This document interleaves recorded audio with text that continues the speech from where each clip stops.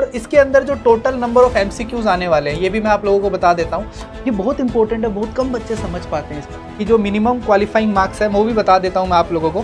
कहते हैं ना, वो प्रत्यक्ष को प्रमाण की जरूरत नहीं है, हमेशा हर जगह मचाते आए हैं। बहुत बड़ा नंबर है अपने आप में। तो मेरे को लगता है बहुत शानदार अपॉर्चुनिटीज़ है इस बार बिहार वाले बच्चों के लिए, है ना। तो 10th 11th 12th जितना बेसिक हमें आना चाहिए, तो बेसिक साइंस में तो यही रहने वाला है। उनको एक्सपीरियंस वाले लोग पीछे धकेल देंगे, उन बच्चों को जो फ्रेशर्स हैं उनको बहुत मेहनत करने की जरूरत है। यहाँ पे इस पूरी वैकेंसी का ये सिलेबस है जो मैंने आपका लिखा, उनको पता ही नहीं होता पढ़ना क्या है इमरजेंसी, तो अलग से नहीं पढ़ना होता, ये सब आपको कवर करवा रहे हैं, बस ये पागल बनाने का तरीका कि ये अलग से पढ़ाएंगे। तो देखते हैं बच्चों इस वैकेंसी के अंदर क्या रहने वाला है। जैसा कि आप सभी को पता है, लोल मेरे लड्डू पेड़ो, कैसे हो सारे के सारे यार। बहुत सारे डाउट आ रहे हैं आप लोगों के लिए बिहार स्टाफ नर्स की वैकेंसी के लिए। सर कैसे प्रिपेयर करें, क्या स्ट्रेटेजी रहेगी सर, क्या एग्जाम पैटर्न रहने वाला है, कैसे क्वेश्चन आएंगे, क्या नेगेटिव मार्किंग है भी या नहीं है सर इसके अंदर। इन सभी बातों के, इन सभी क्वेश्चंस का मैं जवाब लेके आया हूँ आप लोगों के लिए। देखते हैं यार कैसे अप्रोच रखें इस एग्जाम के लिए, क्या बेसिक यहाँ पे क्वेश्चंस के लेवल रहने वाले हैं, एग्जाम का पैटर्न क्या रहने वाला है। क्योंकि ऐसा लगता है शायद इतनी बड़ी vacancy nursing officer staff nurse के लिए बिहार में पहली बार आई है और पहली बार एग्जाम कंडक्ट करवाने वाली है बिहार गवर्नमेंट। तो मुझे ऐसा लगता है कि बहुत ज़्यादा गैस करना तो थोड़ा सा नादानी होगी यहाँ पे, कि बहुत ज़्यादा तो हम कुछ नहीं कह सकते क्योंकि पहले कभी हमने देखा ही नहीं एग्जाम पैटर्न इनका। बट हाँ, काफ़ी हद तक जो जर्नल एक पैटर्न चला आ रहा है नर्सिंग ऑफिसर्स या स्टाफ नर्स के एग्जाम्स को लेके, है ना, जो और दूसरे एग्जाम्स कंडक्ट होते रहे हैं उनके बेसिस पे हम थोड़ा बहुत गैस लगा सकते हैं, थोड़ा बहुत आइडिया लगा के प्रिपेयर कर सकते हैं, प्रिपरेशन को शुरुआत कर सकते हैं, किक दे सकते हैं अपनी तैयारी को। तो देखते हैं बच्चों इस वैकेंसी के अंदर क्या रहने वाला है। जैसा कि आप सभी को पता है, बीटीएससी स्टाफ नर्स की ये वैकेंसी है, बीटीएससी स्टाफ नर्स की ये वैकेंसी रहने वाली है इस बार। और इस बार वैकेंसी का अमाउंट बहुत बड़ा है बच्चों, जो नंबर ऑफ वैकेंसीज है इस बार पहली बार ऐसा हुआ है कि इतनी बड़ी वैकेंसी है जिसके अंदर 11389 वैकेंसीज है बच्चों। ठीक है, ये बहुत बड़ा नंबर है अपने आप में। इतने बड़े नंबर्स के लिए कितने सारे फॉर्म्स भरे जाएंगे और इतना एग्जाम कंडक्ट करवाना, इतने सारे सेंटर्स और बहुत बड़ा नंबर है अपने आप में। तो मेरे को लगता है बहुत शानदार अपॉर्चुनिटीज है इस बार बिहार वाले बच्चों के लिए। तो बिहार वाले बच्चे, जैसा कि कहते हैं ना, वो प्रत्यक्ष को प्रमाण की जरूरत नहीं है, हमेशा हर जगह मचाते आए हैं। यहाँ भी मचाना है अपनों को तरीके से। बैच आप लोगों का लॉन्च हो चुका है ऐप के अंदर, है ना। बिहार स्टाफ नर्स नाम से बैच है आप लोगों का, जिसके अंदर आपको रिकॉर्डेड प्लस लाइव लेक्चर्स मिल रहे हैं। पूरा सिलेबस कंप्लीट हमने एंटायर डाल दिया है। शुरू करते हैं कि इस वैकेंसीज के अंदर कैसे हम लोग शुरू करें। पहले अपने पैटर्न जान लेते हैं थोड़ा सा, इस वैकेंसी का क्या रहने वाला है कि सर यहाँ पे दो टाइप का, एक तो एग्जाम रहेगा रिटर्न, है ना, रिटर्न एग्जाम है यहाँ पे, साथ में कुछ एक्सपीरियंस वाले मार्क्स हैं, है ना। एक्सपीरियंस मार्क्स यहाँ पे मैटर करेंगे, क्योंकि जो ऑलरेडी बिहार के अंदर काम कर रहे हैं, संविदा पे काम कर रहे हैं जो लोग, है ना, बिहार की किसी भी गवर्नमेंट हॉस्पिटल में संविदा पे जो काम कर रहे हैं कई सालों से, उनको यहाँ पे एक्सपीरियंस के बेसिस पे नंबर मिलने वाले हैं बच्चों। ठीक है, एप्लीकेशन मोड आप सभी को पता है ऑनलाइन रहने वाला है यहाँ पे। और सबसे इंपॉर्टेंट बात, जो एग्जाम रहना है ये सीबीटी रहना है, कंप्यूटर बेस्ड एग्जाम रहना है। ये भी दे रखा है आपको नोटिफिकेशन के अंदर कि कंप्यूटर बेस्ड एग्जाम रहेगा। तो नो डाउट इतनी बड़ी वैकेंसी है यार, बिना कंप्यूटर के एग्जाम कैसे कंडक्ट हो सकता है। तो कंप्यूटर बेस्ड एग्जाम रहने वाला है, सीबीटी एग्जाम रहने वाला है आप लोगों का यहाँ पे।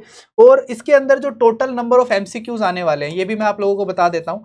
टोटल नंबर ऑफ एमसीक्यूज जो आने वाले हैं यहाँ पे वो 100 एमसीक्यूज बता रखे हैं। देखो, अभी हो सकता है इनमें कुछ चेंजेस भी आ जाए टाइम के साथ। अभी के लिए जो बातें हैं, जो भी अपने को नोटिफिकेशन में पता लगा, वो मैं आप लोगों को बता रहा हूँ। और यहाँ पे जो पर क्वेश्चन के मार्क्स रहेंगे, जो मार्किंग रहने वाली है बच्चों, जो करेक्ट आंसर रहेगा उस पर +1 मिलने वाला आपको, है ना, करेक्ट आंसर के लिए। और जो आप गलत करोगे, जो क्वेश्चन आप रॉन्ग करोगे उसमें -0.25 हो जाएगा, है ना। ये नेगेटिव मार्किंग भी रहने वाली है यहाँ पे, -0.25 वाली मार्किंग भी है। नेगेटिव को बचाना है, कम से कम करना है यहाँ पे। ठीक है, यहाँ पे इन्होंने मिनिमम क्वालिफाइंग मार्क्स भी दे रखे हैं बच्चों, कि जो मिनिमम क्वालिफाइंग मार्क्स है वो भी बता देता हूं मैं आप लोगों को। यहाँ पे मिनिमम क्वालिफाइंग मार्क्स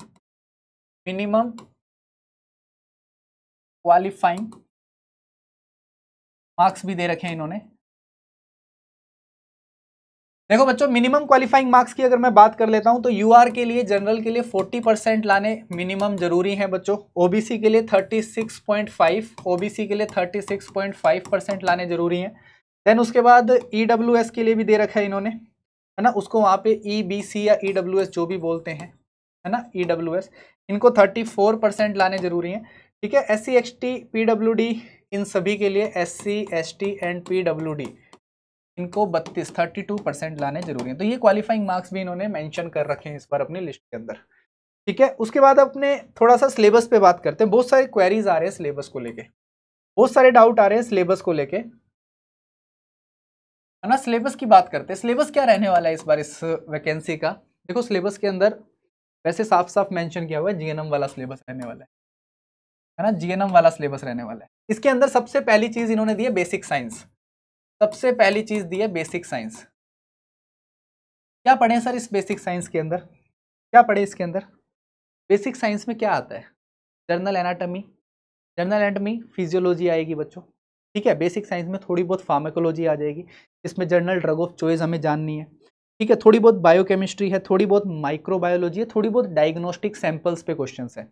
ये इन्होंने दे रखा है बेसिक साइंस के अंदर। ये छोटी छोटी बातें हैं जो आपको बेसिक बेसिक आनी चाहिए। बहुत डीप में जाओगे तो खत्म ही नहीं होगी कभी, अंत है ना। फार्मा पढ़ लो, एनाटॉमी, फिजियोलॉजी, अंत है, खत्म ही नहीं होगी। बट आपको एक बेसिक आनी चाहिए। 11th-12th लेवल तक जो हम पढ़ के आए हैं, है ना, बायो पढ़ के आए हैं हम लोग 11th-12th तक, तो हमें वो सब पता होना चाहिए एटलीस्ट, है ना। तो 10th 11th 12th जितना बेसिक हमें आना चाहिए। तो बेसिक साइंस में तो यही रहने वाला है, बेसिक साइंस में कुछ ज़्यादा नहीं है। बेसिक साइंस के अलावा आता है nutrition and dietetics. Nutrition and dietetics, देखो न्यूट्रिशन एंड डाइटिक्स पे बात कर लेते हैं थोड़ा सा कि क्या है सर ये। देखो न्यूट्रिशन एंड डाइटिक्स के अंदर क्या आता है कि न्यूट्रिशन के डिसऑर्डर क्या है, विटामिन्स की डेफिशिएंसी क्या है ना, कितने टाइप्स के न्यूट्रिएंट डिसऑर्डर्स होते हैं। बच्चों देखो न्यूट्रिएंट और डाइटिक्स अलग से पढ़ने की आपको जरूरत नहीं है, तुम्हें मैं समझाता हूँ। थोड़ा बेसिक स्ट्रेटेजी पे काम करो बच्चों, ताकि सिलेबस कम हो हमारा। ये बहुत इंपॉर्टेंट है, बहुत कम बच्चे समझ पाते हैं इस बात।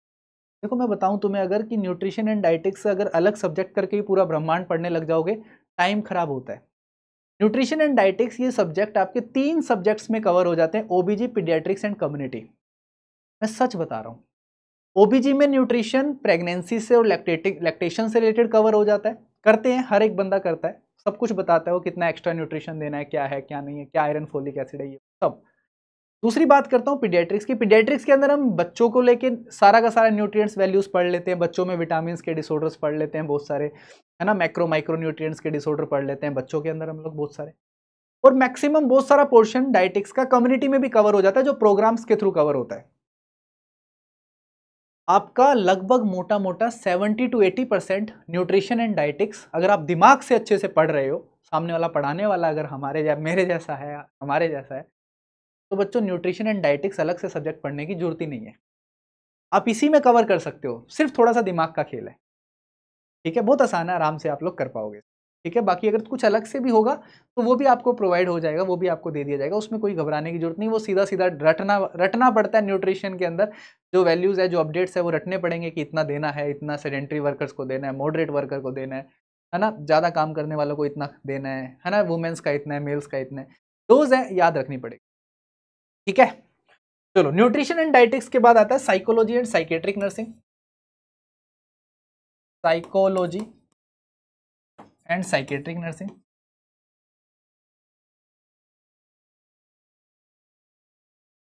ये देखो ध्यान से, ये 2 सब्जेक्ट्स हैं, साइकोलॉजी एंड साइकेट्रिक नर्सिंग। बच्चों इसके अंदर सबसे ज़्यादा जो चीज़ें ध्यान दी है इसके अंदर, कि आपको इसके अंदर बहुत ज़्यादा डिटेल में नहीं जाना है। इसके अंदर इन्होंने साफ साफ लिख रखा है, कुछ ह्यूमन बिहेवियर्स पे क्वेश्चन आएंगे, मतलब आपको न्यूरोटिक और साइकोटिक डिसऑर्डर सुपरफिशियली पढ़ने हैं, बहुत डिटेल में मत जाना।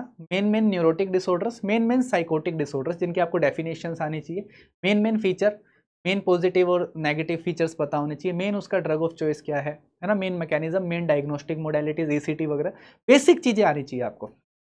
साइकोलॉजी में कुछ थ्योरीज है ना, डिफेंस मैकेनिज्म है, ये कुछ इंपॉर्टेंट टॉपिक्स रहते हैं जो साइकोलॉजी में पूछे, तो ये इन्होंने दे रखा है, इसमें कुछ ज़्यादा नहीं दे रखा है इन्होंने। फिर आता है अपना सबसे प्यारा topic, phone fundamental of nursing. बच्चों अगर मैं फंडामेंटल ऑफ नर्सिंग की बात करता हूं यहाँ पे, तो फंडामेंटल ऑफ नर्सिंग के अंदर बच्चों इन्होंने सबसे ज्यादा जोर दिया फर्स्ट एड एंड इमरजेंसी पे। फर्स्ट एड एंड इमरजेंसी, मुझे तो आज तक बहुत सारे बच्चों को बोलते हुए सुना है इमरजेंसी नर्सिंग पढ़ा दो, इमरजेंसी नर्सिंग पढ़ा दो, और मैंने उनसे कई बार पूछा कि बताओ क्या पढ़ाऊं इमरजेंसी नर्सिंग में, उनको पता ही नहीं होता पढ़ना क्या है इमरजेंसी में, उनको पता ही नहीं होता इमरजेंसी नर्सिंग में पढ़ना क्या है। हमें इमरजेंसी नर्सिंग कोई अलग से पढ़ाने की जरूरत नहीं है।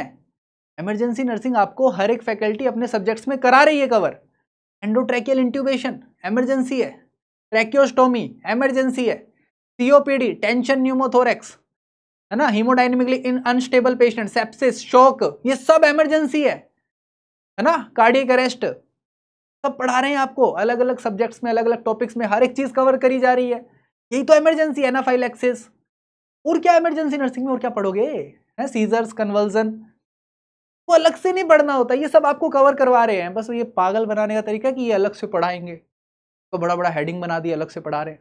सब वही है, सब वही है, हर एक सब्जेक्ट में हर एक फैकल्टी आपको कवर करा रही है। ढंग से पढ़ना है, सिलेबस में बता रहा हूँ सब कुछ इन्हीं में है, तो सिलेबस आपको प्रोवाइड किया उसी में सब कुछ है ये। तो ये फंडामेंटल ऑफ नर्सिंग में। बाकी इसके अलावा फंडामेंटल ऑफ नर्सिंग के अंदर जो बेसिक चीजें हैं, डॉक्यूमेंटेशन, नर्सिंग एथिक्स, है ना, जो बेसिक बेसिक है, वाइटल साइंस, ये सारे टॉपिक्स आपके इसमें रहने वाले। ठीक है, उसके बाद आपकी बात कर लेते हैं कम्युनिटी की, CHN की बात कर लेता हूँ, कम्युनिटी हेल्थ नर्सिंग की बात कर लेता हूँ, और मेडिकल सर्जिकल नर्सिंग की बात कर लेता हूँ। देन OBG, देन इसके बाद आपका 7th नंबर पे OBG, और 8th नंबर पे नर्सिंग मैनेजमेंट। ठीक है, ये इंपॉर्टेंट है। कम्युनिटी के अंदर बच्चों यहाँ पे साफ साफ लिखा हुआ है, कम्युनिटी के अंदर आपके सारे के सारे नेशनल हेल्थ प्रोग्राम्स हैं, जो कि मैं आपको बहुत अच्छे से पढ़ाऊंगा। नेशनल हेल्थ प्रोग्राम के अलावा MCH maternal and child health, और जिसको RMNCH+A के नाम से हम जानते हैं आजकल, तो ये भी याद रखना, ये भी बहुत इंपॉर्टेंट टॉपिक है। उसके अलावा इम्यूनाइजेशन, है ना, इम्यूनाइजेशन,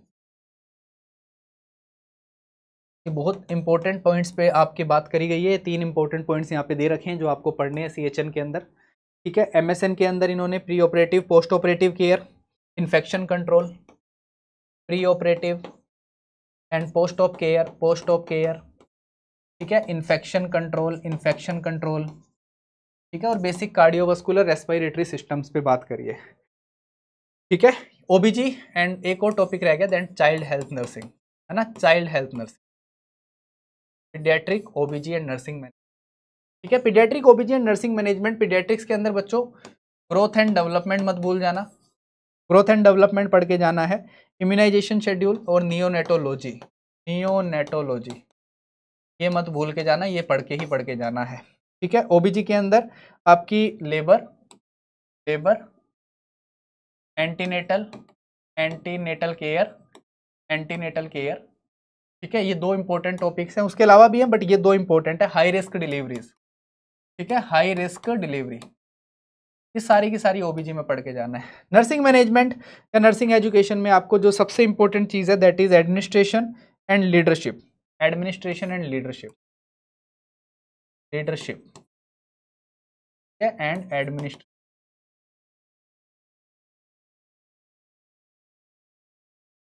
ये आपका सिलेबस रहने वाला है, इसका इस पूरी वैकेंसी का ये सिलेबस है जो मैंने आपका लिखा। ये मेन सिलेबस है, ये सुपरफिशियली इसको आपको अच्छे से पढ़ना है, और मेन बेसिक चीज़ों पे ध्यान देना, बहुत डीप में नहीं जाना इनके। ठीक है, क्वेश्चंस की अप्रोच पता लगी, सिलेबस की अप्रोच पता लगी। अभी हमें डेट डिसाइड नहीं है कब एग्जाम होने वाला। एग्जाम में हो सकता है 2 महीने लग जाए, 4 भी लग जाए, 5 भी लग जाए, 6 महीने भी लग जाए। अभी तो फॉर्म भरे जा रहे हैं आप। मेरा ऐसा मानना है कि आप लोग सबसे पहले अपनी थ्योरीज कवर करें आराम से, जो आपको मिल चुके हैं रिकॉर्डेड सेशन में, उन थ्योरीज को फटाफट से कवर करें। थ्योरीज कवर करने के बाद हम लाइव सेशंस लेके आएंगे, YTs की क्लासेस देखते रहे लाइव सेशन के अंदर। ऐसा बिल्कुल भी एग्ज़ाम को बिल्कुल अंडर एस्टिमेट करके ऐसे भी मत, फॉर गारंटेड लेके भी मत चले कि BTSC बिहार स्टाफ नर्स तो ईजी पेपर आएगा। वैकेंसीज का नंबर बहुत ज़्यादा है, तो ऐसा कोई ज़रूरी नहीं है कि बहुत ईजी पेपर ही आ जाए। पेपर का लेवल मॉडरेट भी रह सकता है, और कुछ क्वेश्चंस अच्छे लेवल के भी हो सकते हैं। प्रिपेयर रह के चलें बच्चों, कंपटीशन अच्छा है, वैकेंसीज ज़्यादा है, बट यहाँ पे एक्सपीरियंस के बेसिस पे बहुत सारे लोग इस नौकरी को आपको पीछे कर देंगे। जो फ्रेशर्स है ना, उनको एक्सपीरियंस वाले लोग पीछे धकेल देंगे। उन बच्चों को, जो फ्रेशर्स हैं, उनको बहुत मेहनत करने की जरूरत है यहाँ पे। उन बच्चों के लिए कह रहा हूँ, बहुत अच्छे से प्रिपेयर करो, शानदार तरीके से तैयारी करो, कि अगर आप एक एग्जाम के लिए प्रिपेयर कर रहे हो तो एटलीस्ट एक के साथ दूसरा एग्जाम भी तैयार हो जाए। तो जो बच्चा इस एग्जाम के लिए प्रिपरेशन कर रहा है, तैयारी कर रहा है, वो CHO को भी फोड़ के निकलना, ऐसा ना हो CHO छोड़ दो। तो ये सारे सब्जेक्ट्स ध्यान रखना, नेगेटिव मार्किंग कम से कम करना। अभी के लिए मैं सिर्फ इतना ही बता रहा हूँ इस वैकेंसी के बारे में। इसके बाद हम अगली जो भी वीडियो रहेगी, आप कमेंट सेक्शन में बताना क्या क्या जानकारी आपको चाहिए, क्योंकि अभी नोटिफिकेशंस और भी आएंगे इसके ऊपर, एग्जाम की डिटेल्स भी आएगी अभी बहुत सारी, तो फिर हम वापस से 1-2 वीडियोज़ और बनाएंगे इसके ऊपर।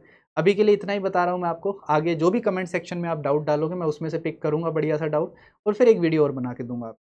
ठीक है, तब तक के लिए पढ़ते रहें और मचाते रहें अच्छे से, मुस्कुराते रहें, ख्याल रखें अपना। Thank you so much, bye bye.